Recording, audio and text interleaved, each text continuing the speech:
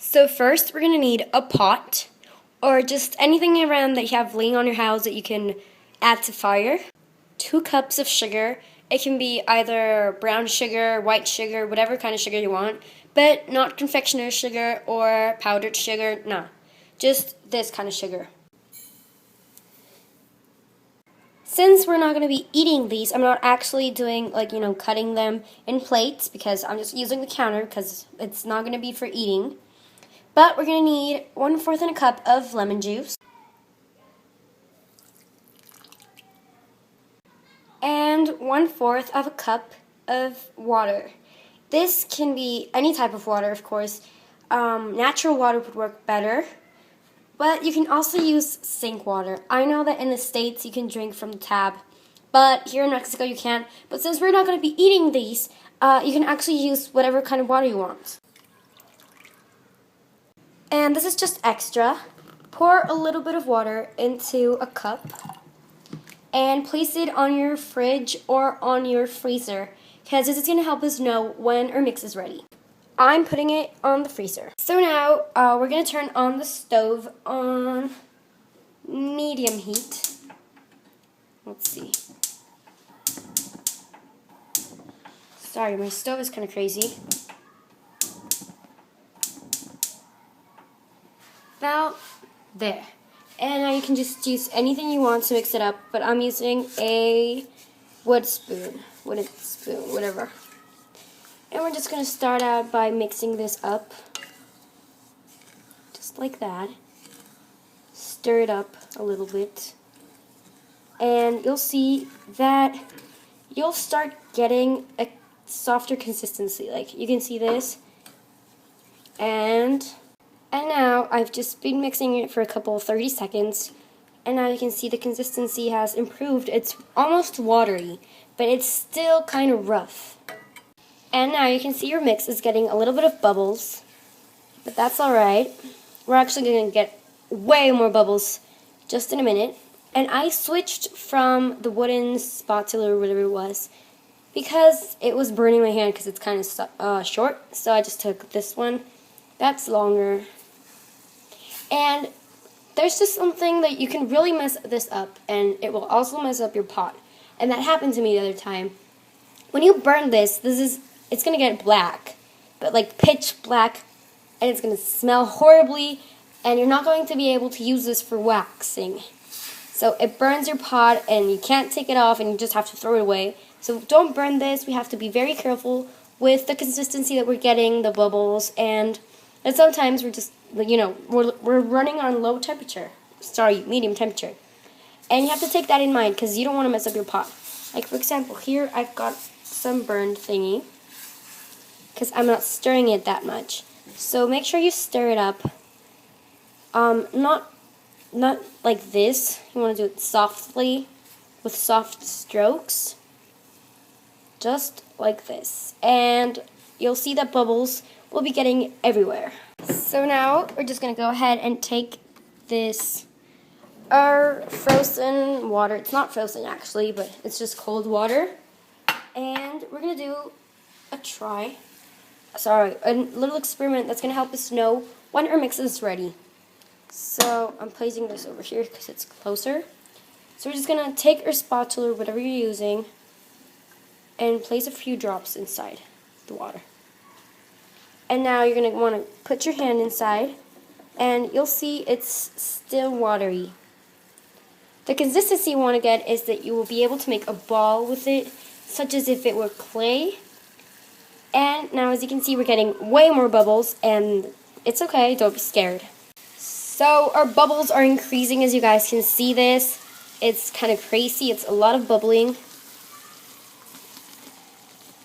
And here is where we're going to turn the we're going to turn the stove off. Because we don't want to get this burnt or anything like that. So we're just going to mix this up. Or stir it, I mean. Yeah. When I say mix, don't listen to me. I mean stir. I really do. Now this is the consistency we're getting. And the bubbles have calmed a lot. And we're going to do the cup thing again so you guys can see.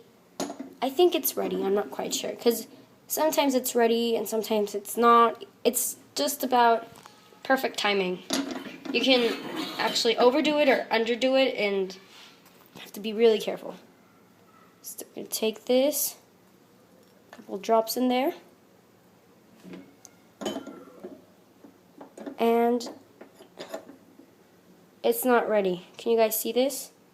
I'm not able to make this into a ball or anything. It's still liquidy, sticky.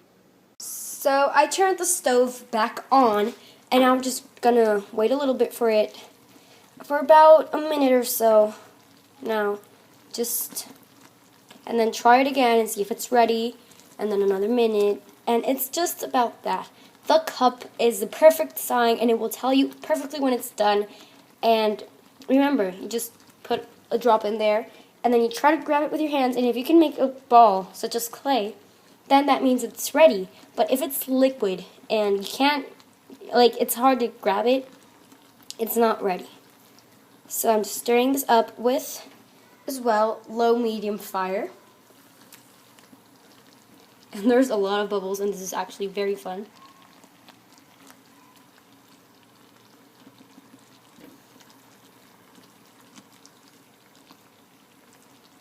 So it's been about a minute now, and I'm just going to try this again.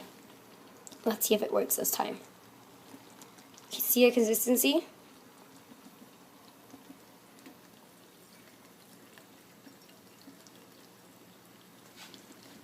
I have a feeling it's not ready yet. And I'm right. See this? It's not quite ready yet. It's almost there. Almost. Okay, so it's ready now, and I've done the test. And I'm just going to show you, you see this inside? That it's all sticky and stuff. Okay.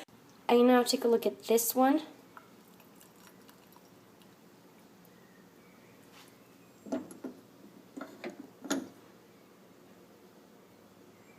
Hold on.